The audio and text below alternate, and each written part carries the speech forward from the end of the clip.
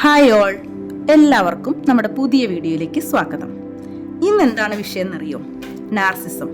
ഈ അടുത്ത കാലത്തായി നമ്മൾ ഒരുപാട് കേൾക്കുന്ന വാക്കാണ് നാർസിസം. എന്താണ് നാർസിസം?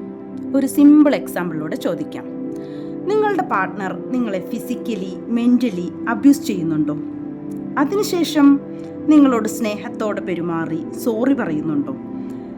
നിങ്ങളെ സന്തോഷിപ്പിക്കാൻ ശ്രമിക്കുന്നുണ്ടോ? അതൊരു ക്യാരക്ടറാണെന്നാണോ നിങ്ങൾ ധരിച്ചു വച്ചിരിക്കുന്നത്? തീർച്ചയായും അല്ല കേട്ടോ. അതാണ് നാർസിസ്റ്റ് പേഴ്സണാലിറ്റി ഡിസോർഡർ. ഈ ദേഷ്യമൊക്കെ തീർത്തിട്ട് അവർ നിങ്ങളോട് സോറി പറയുന്നത് എന്തിനാണെന്നറിയോ? തീർച്ചയായും അവർ നിങ്ങളൊരു പാർട്ട്ണറായിട്ടേ അല്ല കാണുന്നത്, അവരുടെ നല്ലൊരു ഇരയായിട്ടാണ് കാണുന്നത്.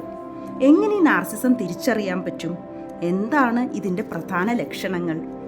അതിൽ ഒന്നാമത്തെ ലക്ഷണമായി പറയുന്നത് അത്യധികം സ്വയം പ്രശംസയുള്ളവരായിരിക്കും ഈ കൂട്ടർ. തന്നെ വലിയൊരു സംഭവമായി കാണുന്നവർ.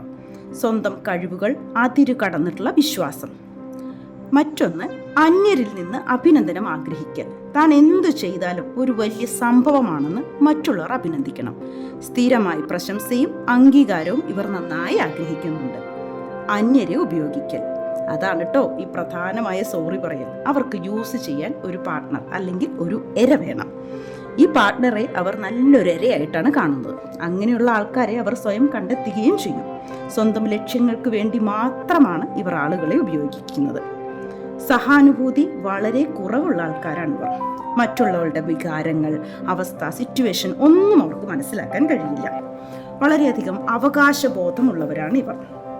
ഇതെല്ലാം എനിക്ക് ലഭിക്കേണ്ടതാണെന്നും എനിക്ക് അവകാശപ്പെട്ടേണ്ടതാണെന്നും എനിക്ക് മാത്രമുള്ളതാണെന്നും അതുകൊണ്ട് എൻ്റെ പാർട്ട്ണറെ എനിക്ക് എങ്ങനെ വേണമെങ്കിലും യൂസ് ചെയ്യാമെന്നും അവർ ധരിക്കുന്നു.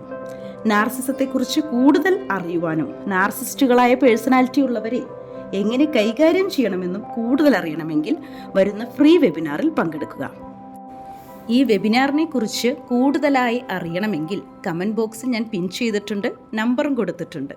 ഈ നമ്പറിൽ ബന്ധപ്പെട്ടാൽ നാർസിസത്തെക്കുറിച്ചും ആ ക്ലാസ്സിനെക്കുറിച്ചും വ്യക്തമായ അറിവുകൾ ലഭിക്കുന്നതായിരിക്കും. താങ്ക്